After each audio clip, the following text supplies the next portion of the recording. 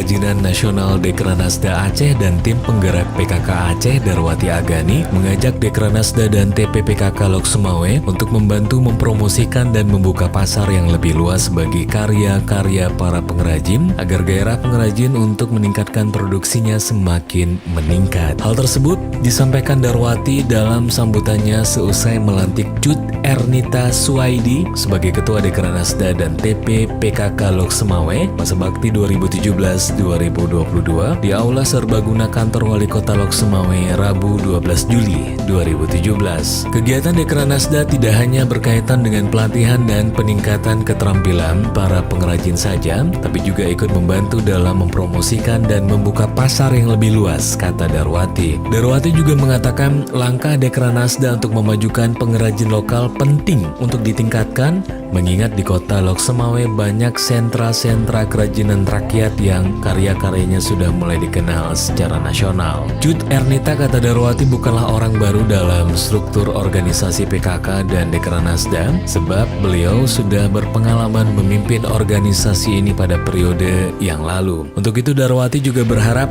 di masa kepemimpinan periode kedua ini, PKK dan Dekranasda Kota Lok Sumawe semakin meningkatkan kiprahnya dalam mendukung program pemerintah di bidang kesejahteraan keluarga dan meningkatkan produksi dan produktivitas hasil kerajinan daerah. Berkaitan dengan itu, perkenankan kami selaku Ketua Tim Penggerak PKK dan Ketua Dekranasda Aceh menyampaikan beberapa hal sebagai berikut. Yang pertama, bentuklah tim kerja yang kompak sehingga pelaksanaan berbagai kegiatan berjalan baik dan lancar. Mulailah kegiatan dengan melakukan evaluasi terhadap tentang program-program periode sebelumnya sehingga akan diketahui mana yang perlu ditingkatkan dan yang mana perlu mendapat perbaikan.